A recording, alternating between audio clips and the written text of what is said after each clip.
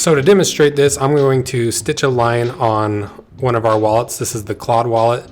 It's our most popular wallet, and to do it you need a piece of thread. We're using Ritza thread. It's a braided polyester, and 2 needles. So the first thing you need to do is measure how much thread you need. So I just measure it out, and then I just multiply it by 5 or 6 times, and that gives you enough thread that you can complete the stitch and have enough room to backstitch it. And now we're going to put our needles on both ends of the thread. So first I like to take the needle and press it against my thumb with the thread in between and pull it through to kind of flatten it out so that I can have a nice flat surface to go through the eye of the needle. And then you take the point of the needle and you push it through the thread about 1 inch back, piercing it through the thread, and then you take that little tail that you just created after poking it through, and you're going to pull that over the top of the needle back onto the thread itself. And now you're going to take the long end of the thread and pull it, and that will sync up that little tail up to the eye of the needle, locking your needle in place. And now we're going to do the exact same thing to the other end of the thread, so that you're going to have 2 needles on either end of the single piece of thread. I also drank way too much caffeine right before I filmed this, so I'm sorry about the shaky hands. Now that our needles are mounted on either end of the thread, we're going to start our stitch. So to begin with, you're going to put one of your needles through the first hole so that you've got 1 needle on either side of the stitch. Then you're going to take that front needle again and you're going to go through the next hole. And now from the back side, you're going to take the needle that's coming out of the first hole and go through the second hole, which is the same hole that you went through just barely. And now's a good time to make sure you've got equal lengths of thread.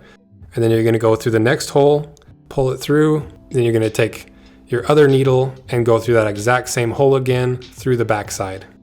One thing to keep in mind is that you're doing the exact same pattern over and over and over. So for me, every time I send the other needle through, I'm making sure I go over top of the other thread, because if you start alternating, you're going to get kind of a funny zigzaggy looking stitch, and I'll show you what that looks like if you don't have the exact same pattern. So I'm just going to continue stitching down.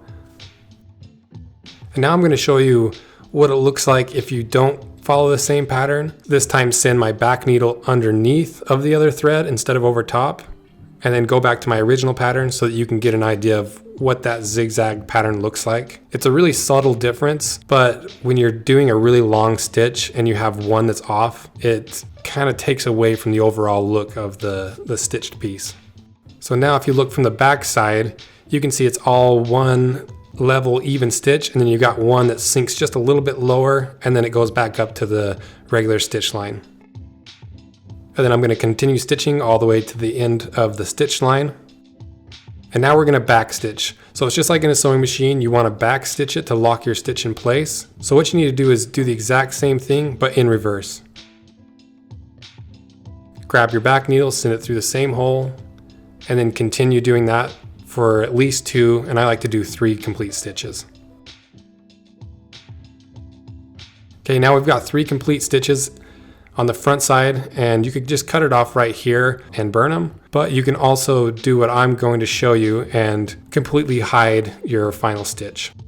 So I'm going to send the back needle through one more time so that we've got 3 complete stitches on either side with a needle on either side. Make sure I pull it nice and tight. And then I'm going to send the needle back through, but not all the way through the wallet, but just in between the 2 layers of leather. And I'm going to take the back side needle and do the exact same thing, not going all the way through the wallet, but just in between the 2 layers. And then you're just going to tie a square knot. And to make sure it's really tight, you want to pull it along the line of the stitch so that you can get that thread deep down in the wallet.